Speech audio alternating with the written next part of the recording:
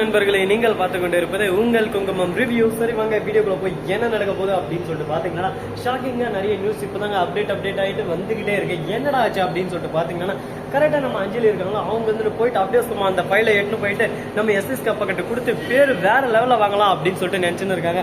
அங்க வந்து கரெக்டா நம்ம கௌதமோட ஃபியூச்சர் பிளான் அவர் ஏன்னா இதுக்கு முன்னாடியே பிளான் போட்டு வச்சுட்டு இருந்தாரு. இந்த மாதிரி எல்லாம் பண்ணலாம், இப்படி எல்லாம் பண்ண ஒரு பக்கம் நம்ம பிசினஸ் நல்லா க்ரோத் ஆகும் அப்படின்னு சொல்லிட்டு ஆல்ரெடி நிறைய பிளான் போட்டு வச்சுட்டு அந்த பிளான் படி தான் இப்போ கரெக்டாக ஸ்கெட்ச் போட்டு வேற லெவலில் கிளீனாக செஞ்சுட்டாரு. அந்த ஃபைல் வந்து இப்போ அங்கே ஒன்று இருக்கு. இப்போ கௌதம் அதே மாதிரி தான் பிளான் போடுவோம் அப்படின்னு சொல்லிட்டு நம்ம எஸ்எஸ்கே குருட்டுத்தனமான ஒரு நம்பிக்கை வச்சு அந்த ஃபைல் வேணும்னு சொல்லிட்டு கேட்டிருக்காங்க. இதை எதுக்கு அஞ்சலி உங்ககிட்ட கேட்கணும், இதை என்கிட்ட கேட்டிருந்தா நானே கொடுத்துக்கு பாருங்க, இங்கே நானே போய் கொடுத்தாருன்னு சொல்லிட்டு நம்ம எஸ்எஸ்கே டேரக்டா போய் பார்க்க போறாங்க. பார்த்துட்டு எஸ்எஸ்கே எனக்கு அந்த இலக்கியா ஜெயிக்க கூடாது, இலக்கியாவும் கௌதமும் சேர்ந்து பண்ண பிசினஸ் ஜெயிக்கவே கூடாது, என் கௌதம் என் புள்ள மட்டும் தனியா பண்ணா ஜெயிக்கணும், அதை பத்தி எனக்கு கவலையே இல்லை. ஆனா இந்த இலக்கியா சேர்ந்து ஜெயிச்சா அது இலக்கியாவோட வெற்றி தான், இதை நான் என்னைக்கும் ஒரு பொழுதும் ஏற்றுக்கவே மாட்டேன் அப்படின்னு சொல்லிட்டு சொல்கிறாங்க.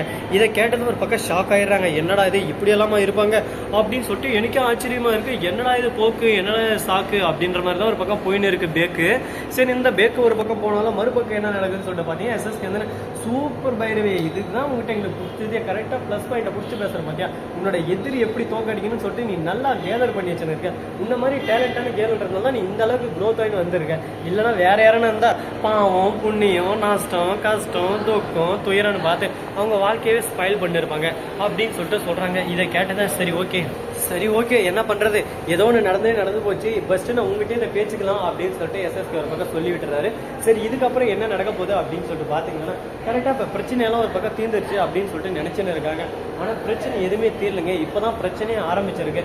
நம்ம கௌதமை பொறுத்த வரைக்கும் நல்லாவே தெரியும், ஒரு பிசினஸ் மைண்ட்னா புது யுத்திகள் புது வித்தைகள் எல்லாமே கற்றுன்னு இருக்கணும்.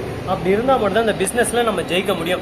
எடுத்தோம் கவுத்தோன்னு சொல்லிட்டு செஞ்சால் நம்ம வாழ்க்கையில் நம்ம ஜெயிக்கவே முடியாது. ஒரேடியாக நம்மளை அழிச்சிட்டு போயின்னு இருந்துருவாங்க.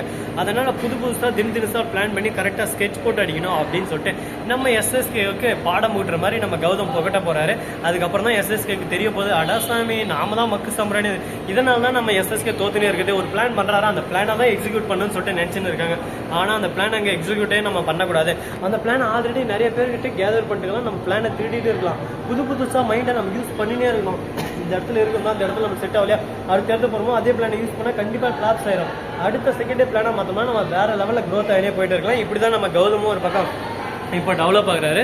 சரி இப்படியெல்லாம் ஒரு பக்கம் போயின்னு இருக்கும்போது மறுபக்கம் என்ன நடக்குதுன்னு சொல்லிட்டு பார்த்தீங்கன்னா கரெக்டாக நம்ம எஸ்எஸ்கே அசிங்கப்பட்டு அவமானப்பட்டு துக்கப்பட்டு துயரப்பட்டு அந்த கொட்டேஷன் போடுறதால அசிங்கப்பட்டு நிற்கிறாரு. கரெக்டாக பிஸ்னஸில் என்னென்ன பண்ணுவாங்க எல்லாமே ஆட்டையா போட்டலாம், அதே மாதிரி நம்ம கட்டிடலாம்னு சொல்லிட்டு கட்டிடுறாரு. ஆனால் ஒரு ஈக்காக கூட வாங்கறதுக்கு வரலைங்க. ஏன்னா நம்ம கௌதம் தான் பிளானை கடன் மாற்றிட்டாரு.